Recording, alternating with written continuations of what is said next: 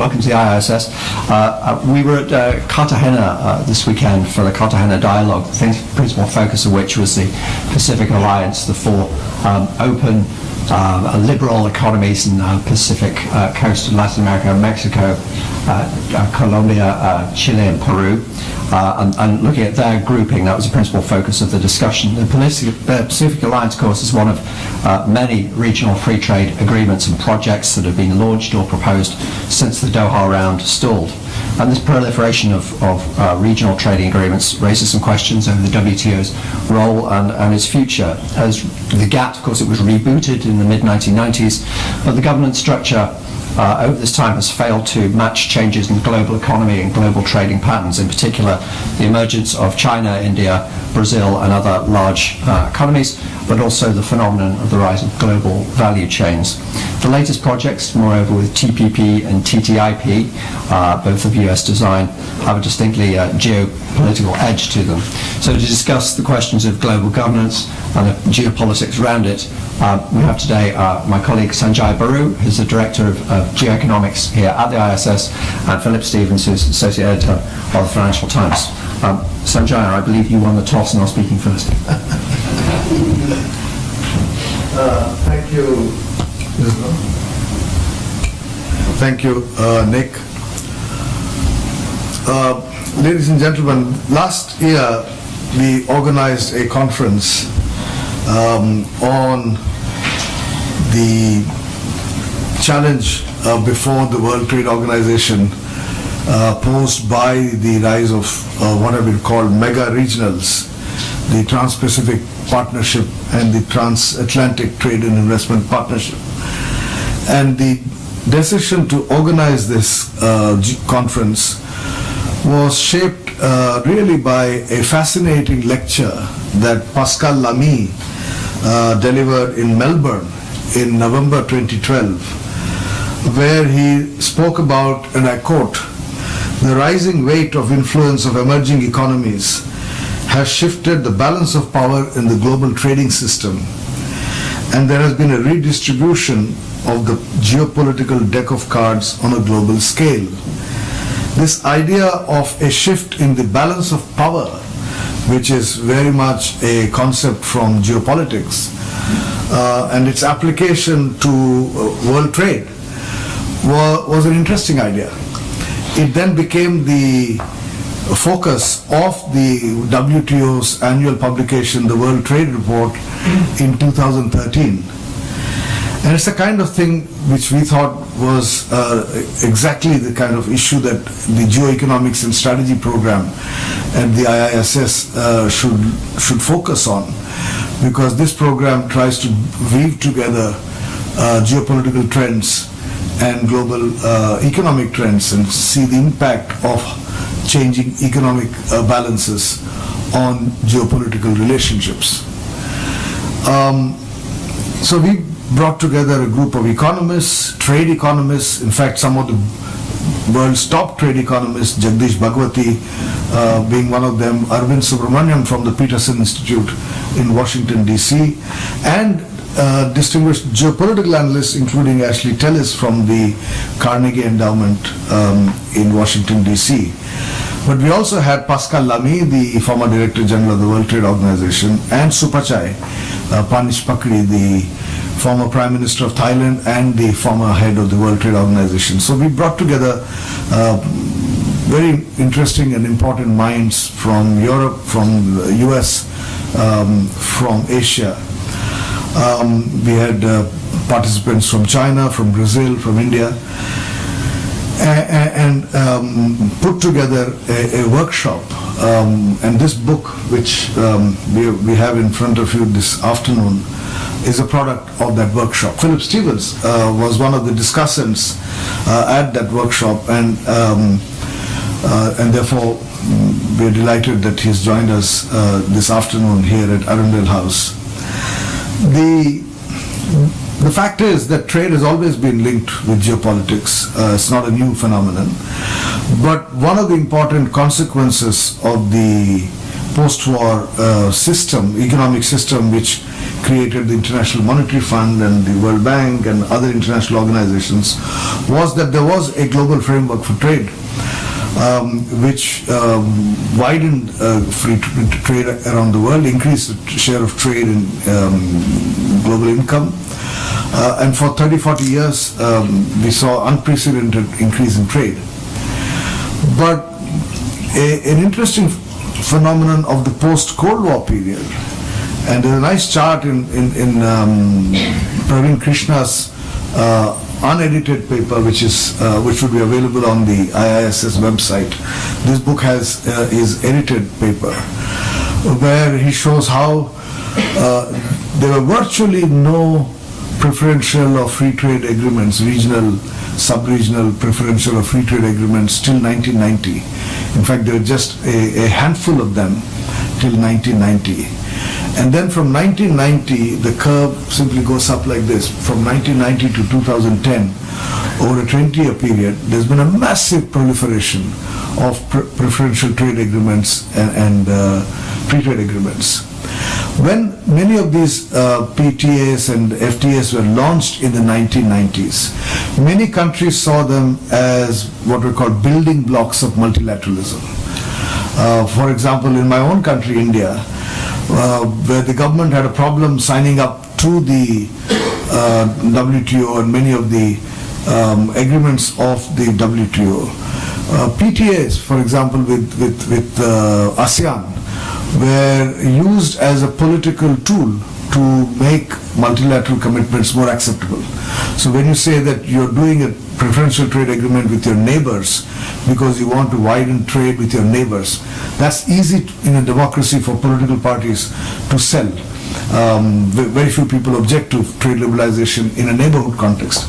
But the commitments you make there then become relevant to multilateralization of trade agreements. And therefore, many countries used these PTAs and FTAs in the 90s as stepping stones to WTO, to multilateral commitments. But there's been so much proliferation of these PTAs and FTAs, literally hundreds now, that there is a growing concern whether they have now become stumbling blocks rather than building blocks to multilateralism, and have PTAs become a barrier to the conclusion of the Doha Development Round Agreement. And some countries, particularly the more developed economies, United States, European Union, Japan, and many of the other developed economies, which have become impatient with the slow movement of the Doha Round negotiations, are now pursuing what are called mega regionals, the TPP and the TTIP, which are seen as challenging the supremacy of the WTO. So are we moving away from multilateralism to regionalism in trade? This was one of the questions that this conference tried to address. What we did was to first take stock of world trade, and the essays in this volume, I think, offer a very good account of where we are. And then we go on to discuss what is happening in world trade. For example, the growing integration of production systems across borders. What Richard Baldwin, who was also at the conference, has been writing about global value chains. And the conference basically raised three questions, which is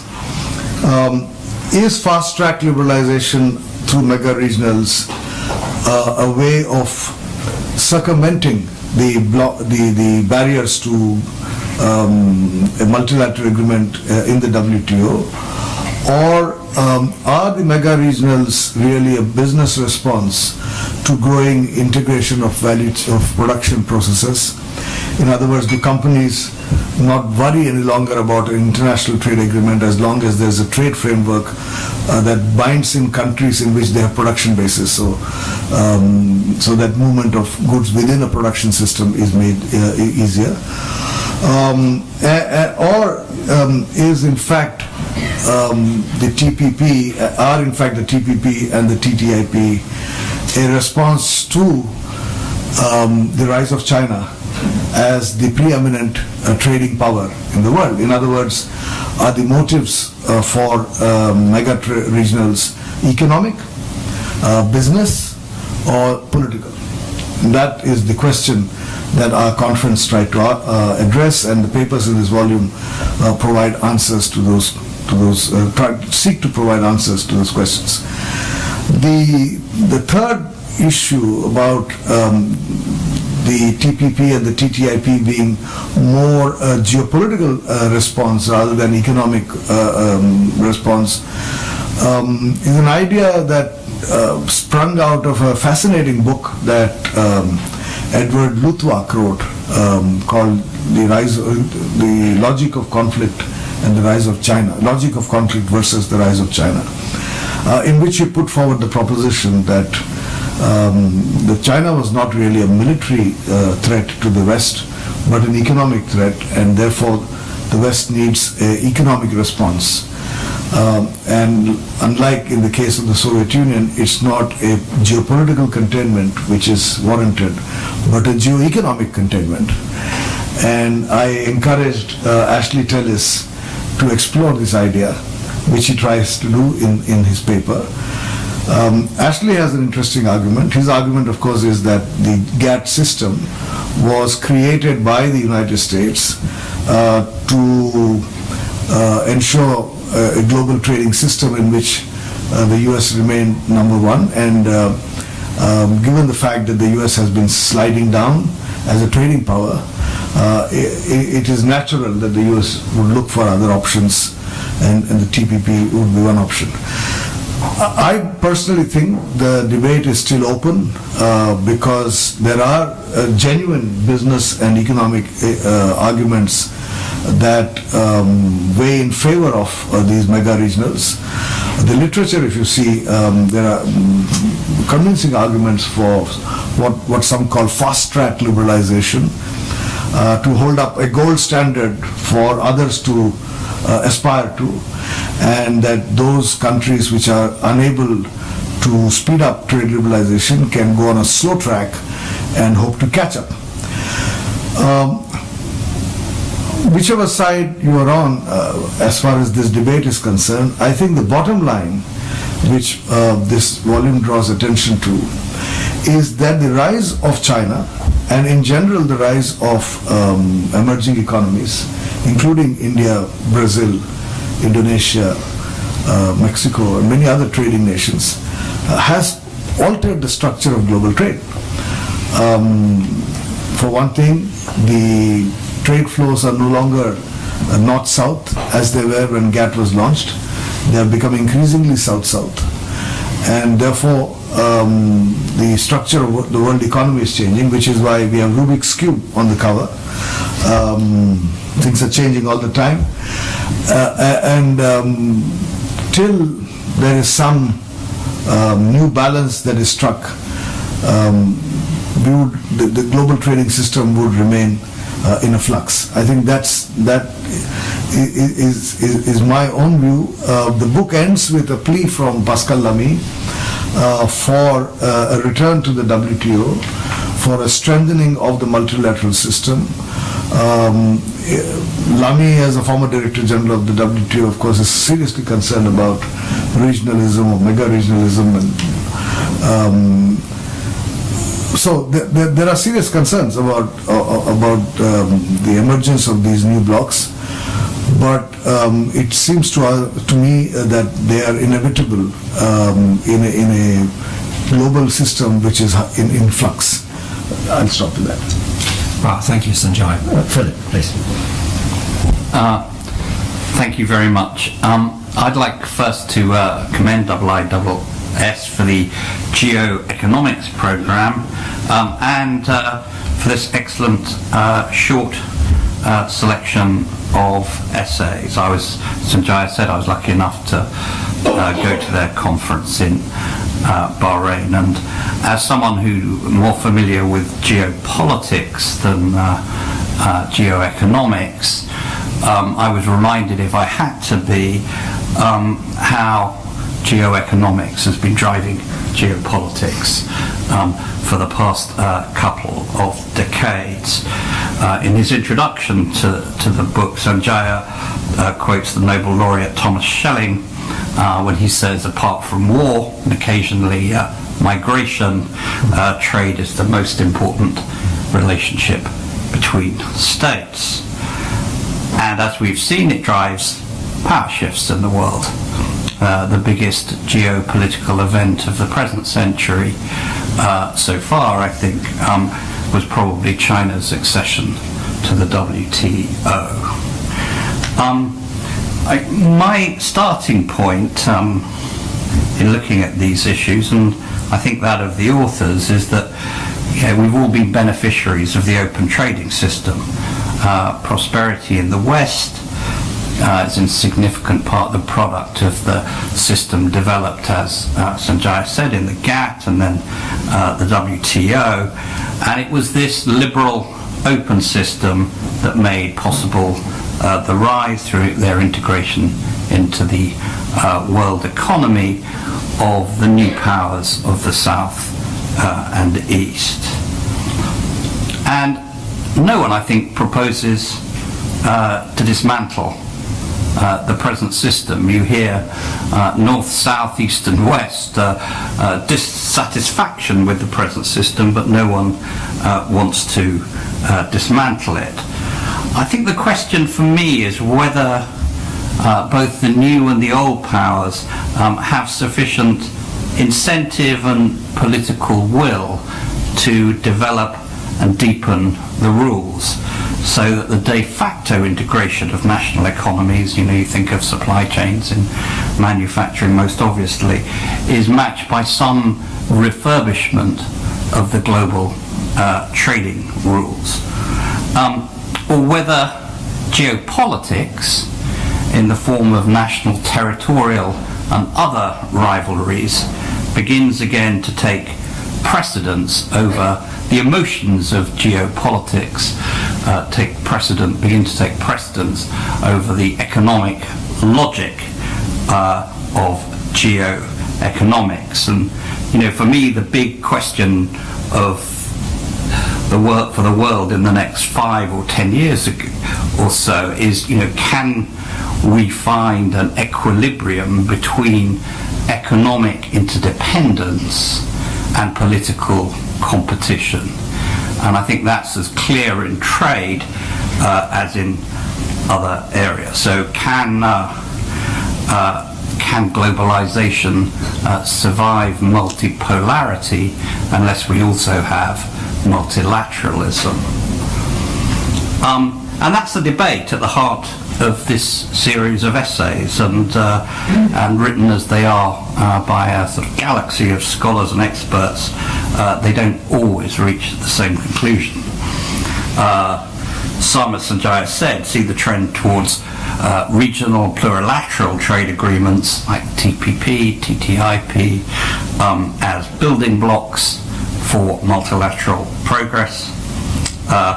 Others see them as an attempt to throw up obstacles, an attempt by certain groups of countries to set the rules that others will eventually have to sign up to. I tend to be slightly less optimistic than Sanjaya and put myself in that second group. If the TPP and TTIP aren't part of an effort specifically to contain China, they do seem to me to be a part of a drive by the Western powers at least to retain control of the standard and norm setting that's actually at the heart of economic integration. I'm reminded of a conversation I had, it must be nearly 2 years ago, with a senior French diplomat when France, just after France had announced that it would indeed allow the TTIP talks to go ahead. And this diplomat who I'd known for many years, I said, sort of, candidly, tell me, why have you dropped your objections? And he looked and he said, well, we've come to the conclusion that we fear the Chinese more than we hate the Americans. And I think there you have, in a sense, the sort of geopolitical core of some of this.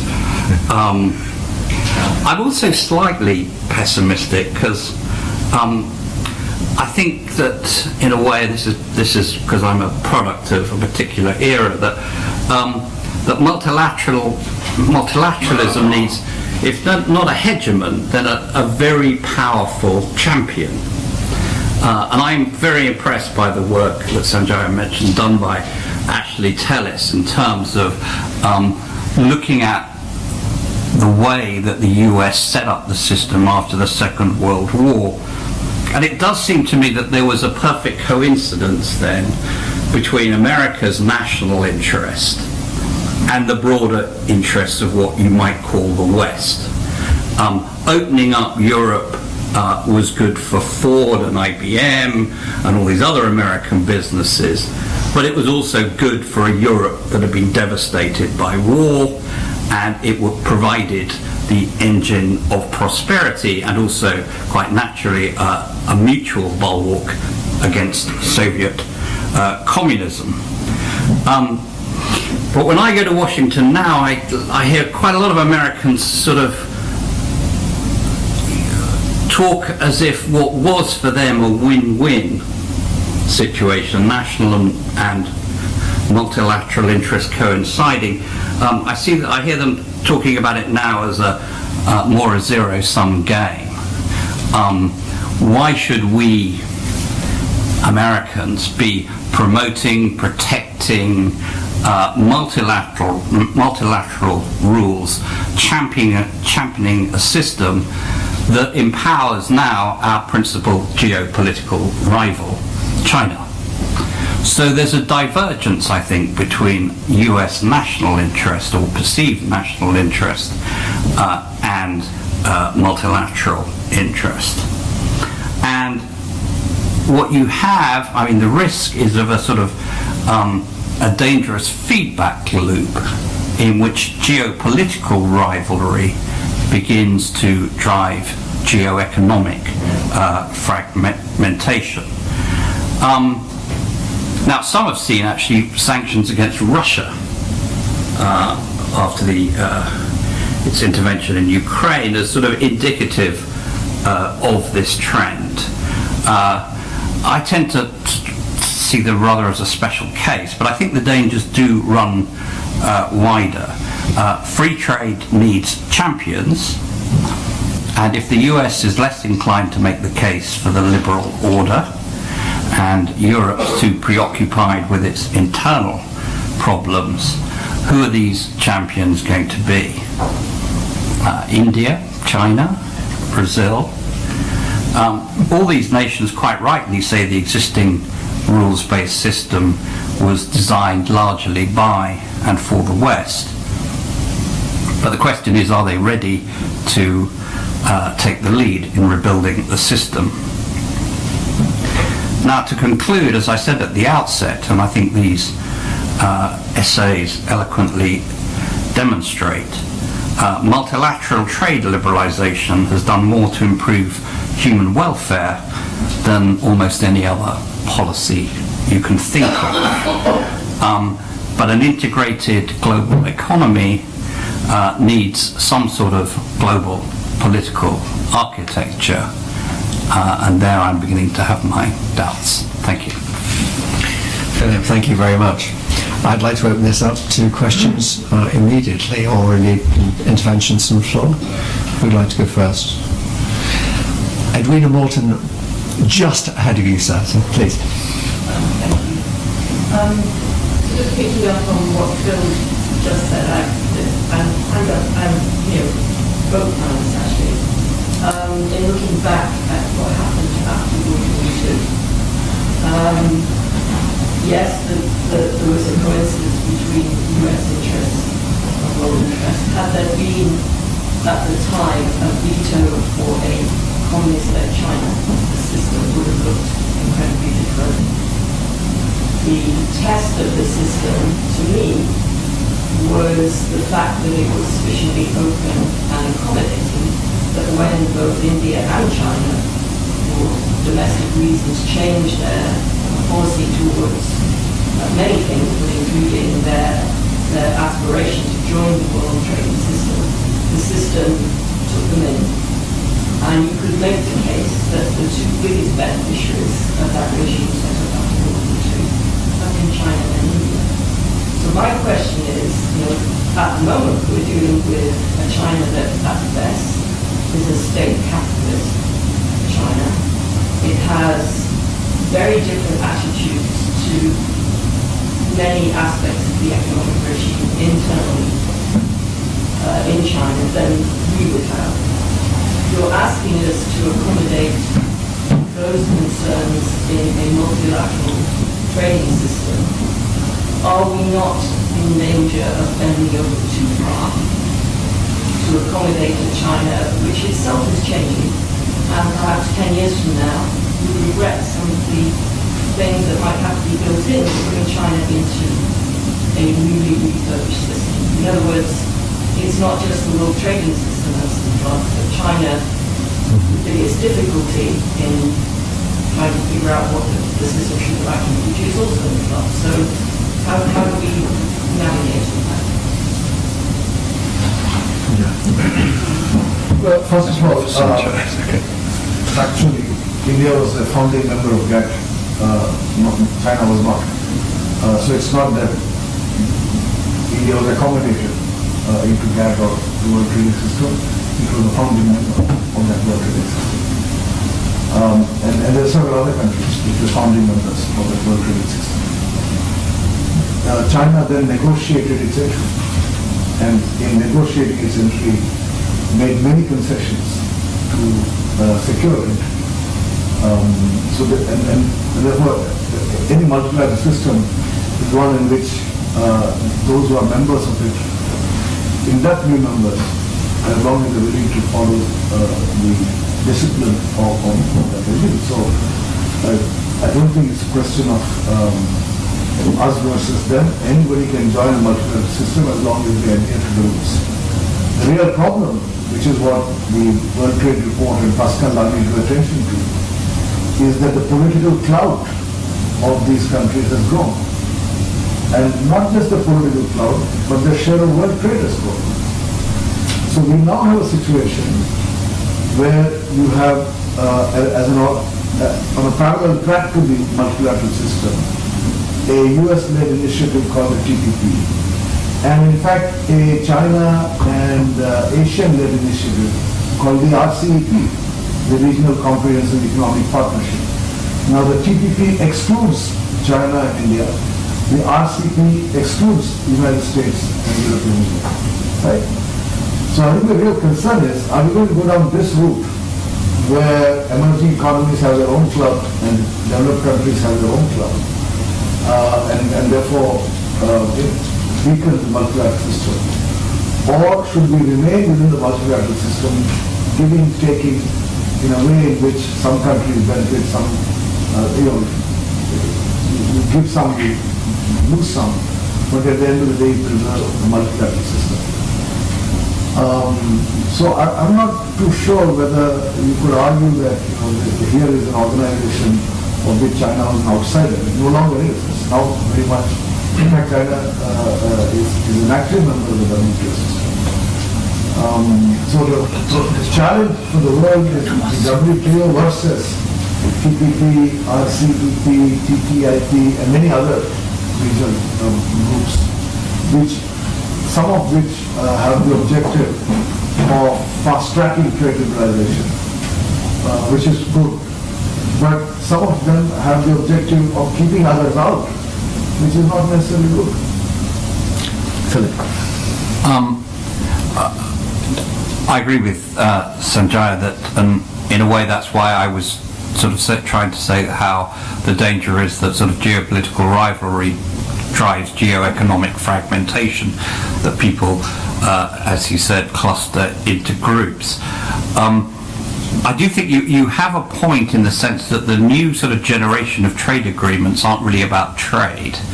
They're much more about standards and norms and governance in many respects. And it's not clear that even very developed economies such as Europe is ready for some of these. I mean, arguments about chlorinated chickens and the NHS and whether American companies can use TTIP as a lever to privatize our system. I mean, it shows you how close that some of these agreements are getting into the sort of shared governance you have in the European Union and how intrusive they can be.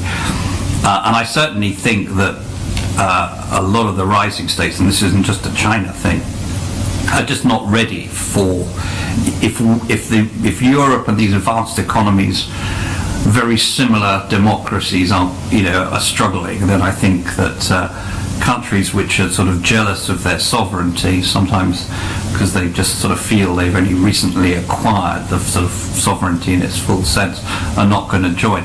The question is whether these, for me it seems to be whether the new, if indeed they happen, generation of trade agreements are designed as open agreements.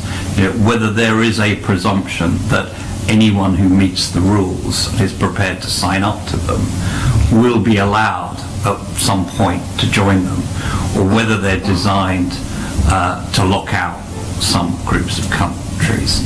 And I think it's a bit equivocal at the moment. I don't think it's entirely clear as far as the TPP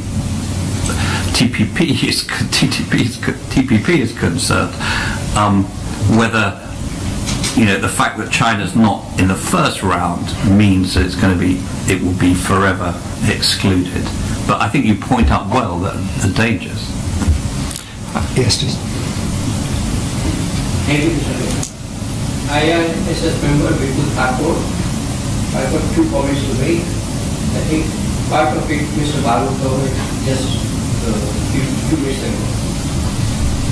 If we don't want too many blocks, I think the Western countries must move into 21st century, and when they see actual facts on the ground, they should be able to adjust power structure both in IMF and the World Bank accordingly.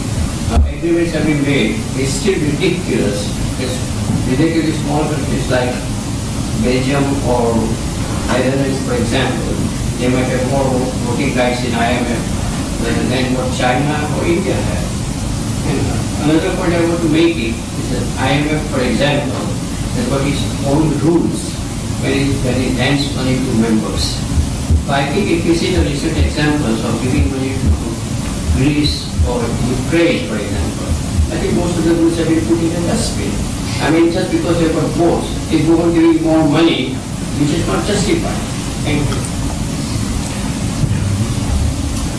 I think the IMF example is interesting again because what is happening in the international financial system is because the IMF is not readjusting its voting structure to, as you said, accommodate the rise of China and other emerging economies.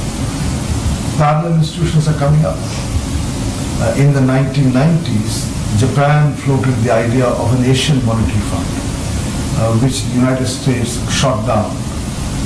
And the US was in a position to shoot the idea down because Japan was a US ally and was not capable of asserting itself within Asia. But now the Chinese have taken the same idea and are now creating a parallel financial system. And it mirrors exactly what's happening in trade. That is, if you do not restructure international institutions to recognize the new power equations, then new institutions will come up, which will result in the fragmentation of the global system. I think that's the challenge as I see it. I largely agree with you. So. Okay. Jonathan Paris, please. Yeah, Jonathan Paris, political analyst, I suppose. I wanted to throw something at you in light of your comments geopolitical rivalries drive geoeconomic fragmentation. I'm curious how the Middle East, and particularly the Gulf, comes out in your analysis. Here you have, for instance, the P5+1 Iran negotiations are all about political negotiations, but the impact of the relief of sanctions on Iran really impacts the Asian economies who really don't have, except for China, a real seat in the political table. So I'm trying to understand, I think this is partly an election issue in 2016 in the U.S., just how important the Gulf is to the U.S. maintaining its geopolitical dominance in the face of rising geoeconomic importance to the Middle East of the Asian countries. You want to start, I don't know. And I haven't thought about it, and it's a complex question. And you can simplify. And I know, and I just don't know what the sort of trade. I don't know enough about the trade patterns between the Gulf states and what they would be, because we can't really talk much about Iranian trade patterns because they've been somewhat distorted by sanctions over the last few years.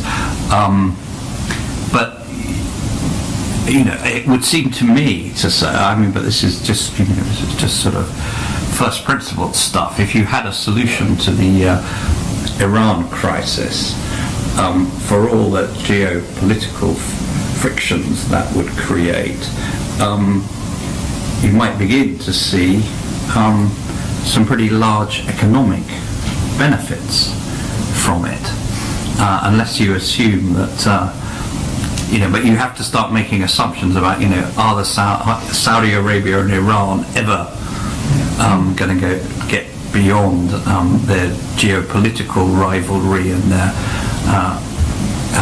confessional differences and whatever. So I think I'm going to pass on that. I really don't know. I'll answer your question with a question, which is, if the US gives up its geopolitical primacy in the Middle East, is it acceptable to the US for somebody else to take its place? Because if you give up that primacy, you don't get the choice. Gentlemen, please. Yep. In this whole economics debate, it seems to me there's a lot of pessimism, but can't be, because you mentioned Ludwig. So I talked to Ludwig when I was in Beijing, and he was very negative in his book, The Rise of China versus the Logic of Strategy. However, he wrote an article, I think 1993, where he writes about the logic of conflict with the ground of commerce. So we all believe, here in this room, I think, in the hegemonic stability view, in one way or another. So that suggests that the multilateral system cannot be maintained anyway, since we have several big players. They don't have an interest in multilateral trading system, for example. It's developing countries have an interest. So therefore, if we're moving towards a competition among regions in trade, why is it so negative? Since trade is always about creation and diversion. So if we have more trade creation than diversion, what we clearly have with TTIP, even though it's an economic NATO, no doubt about it. But if we have more of that, and even though we have some trade diversion with TPP, I agree, the only risk seems to me that there's a spillover towards military conflict. But except for that, it's always a positive. So geoeconomics seems to me to be a kind of end in itself. So maybe you could comment on that. I'm not sure about the question, but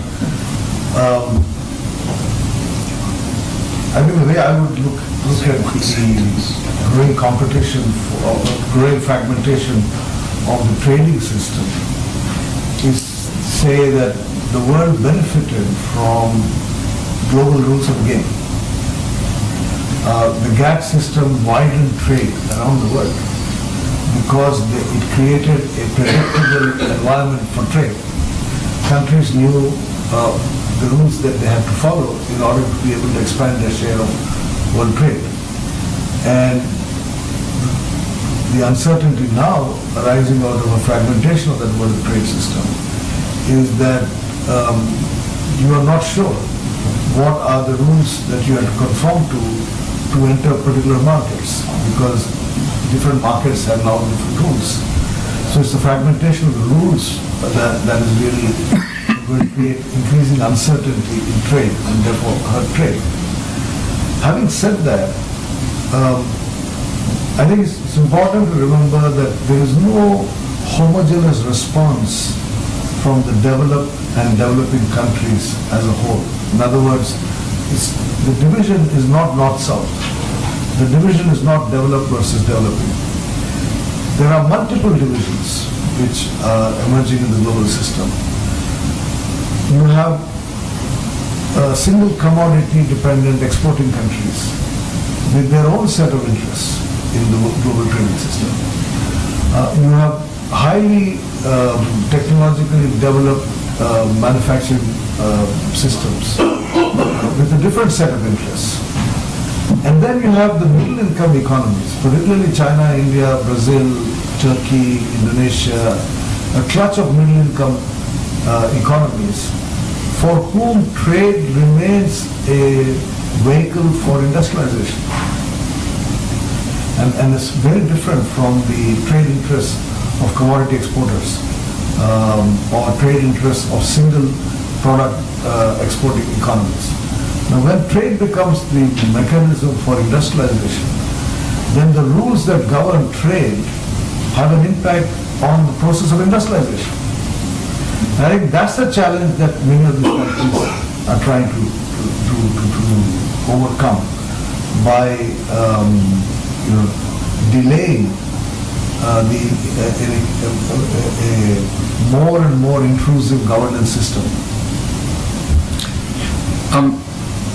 You said that the only risk was that of a sort of spillover into military conflict. Well, that sounds to me quite a risk that one should try and avoid.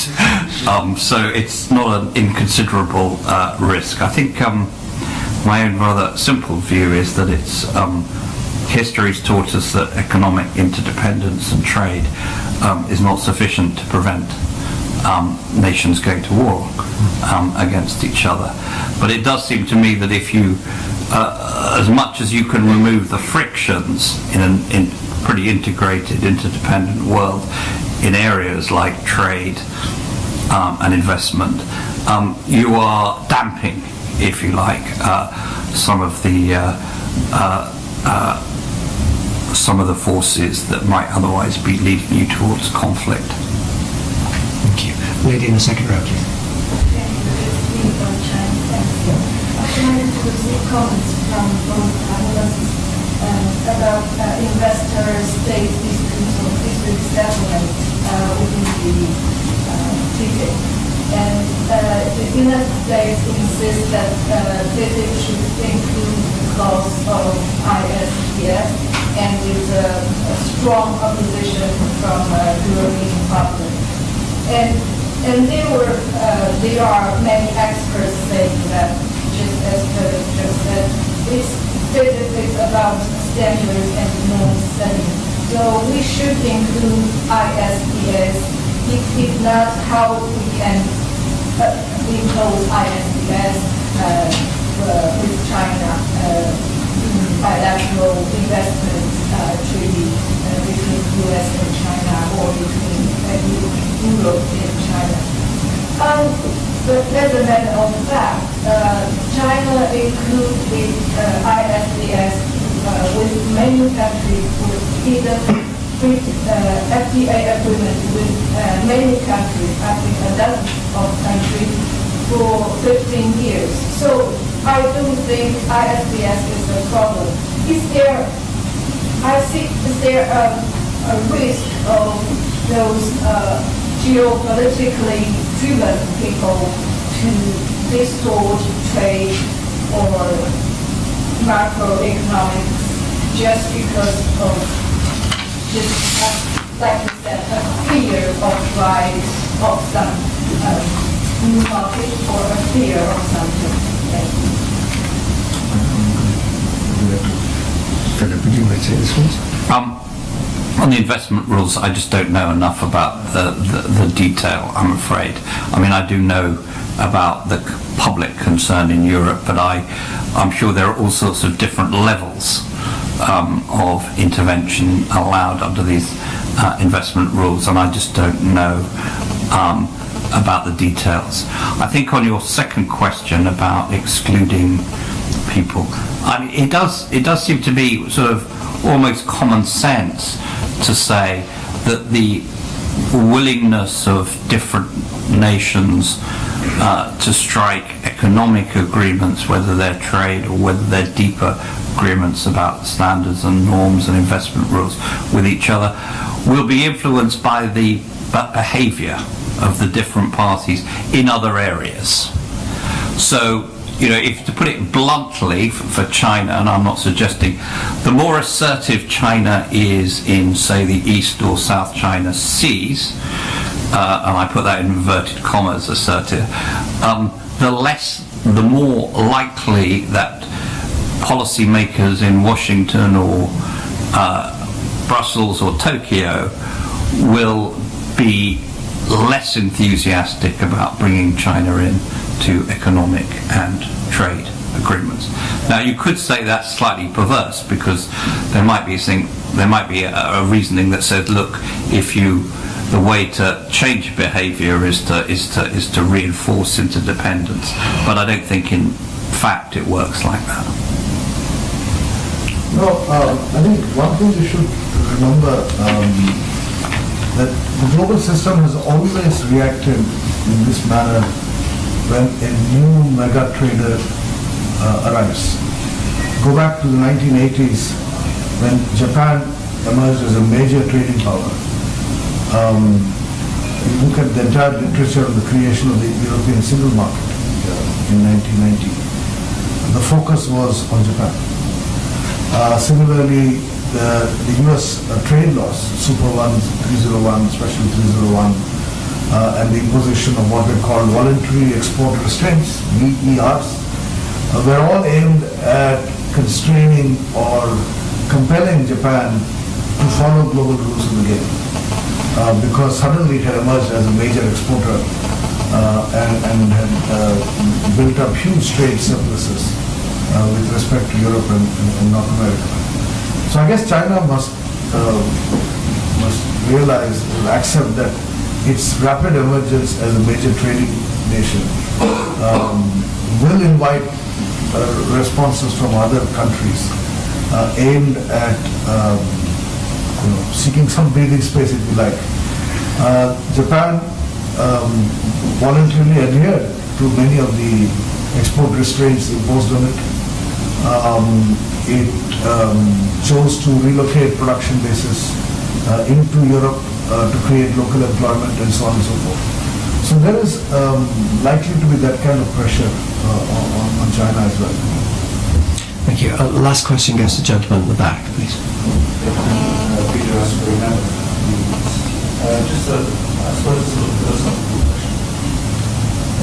Given the adage that rules are meant to be broken, I'm just wondering what is the glue that ultimately holds a system that the apparent aspires to, a living system, what can hold, will hold a living system together. Successful. Oh, that's a big question. I think the basic, the fundamental perception that self-interests and national interests coincide sufficiently well with broader mutual interests. But I'm quite pessimistic about some of this, and if you look at what's happening in Europe at the moment, a lot of this is not about the EU or whatever. A lot of this is about global. A lot of the populism is about globalization and the sense that governments have lost control and can no longer provide security for citizens. So I think this isn't just about, in the future, looking 10, 15 years, it's not just about what government, the perception of governments of interest, but the ability, capacity of governments to persuade their citizens that that their interests are served by this open system.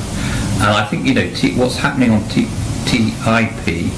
I'm surprised by how much opposition that one encounters in sort of quite strange places, and this is to do with, well, haven't we given away enough control yet? So I think there are some deep problems facing globalization.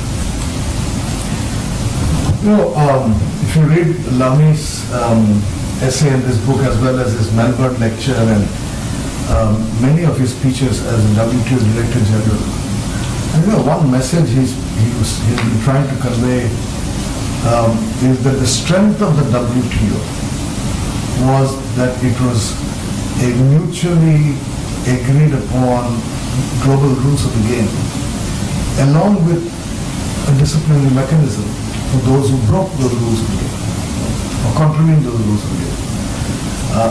Member countries of the WTO voluntarily accepted certain disciplines along with the freedoms that they were granted in the global trading system. In other words, we are talking about rule of law in trade. Now, if you replace rule of law with rule of power, then the system breaks down. So I think that's at the core of this debate is the issue of, will you allow the global trading system to function based on rules of trade which are consensual. Now, it is in the nature of such consensuality that they hit the kind of a lowest common denominator, right? Something that is acceptable to everybody would not be very high standards, and therefore it is understandable that some countries would want much higher standards. That's the debate about regionalism versus multilateralism.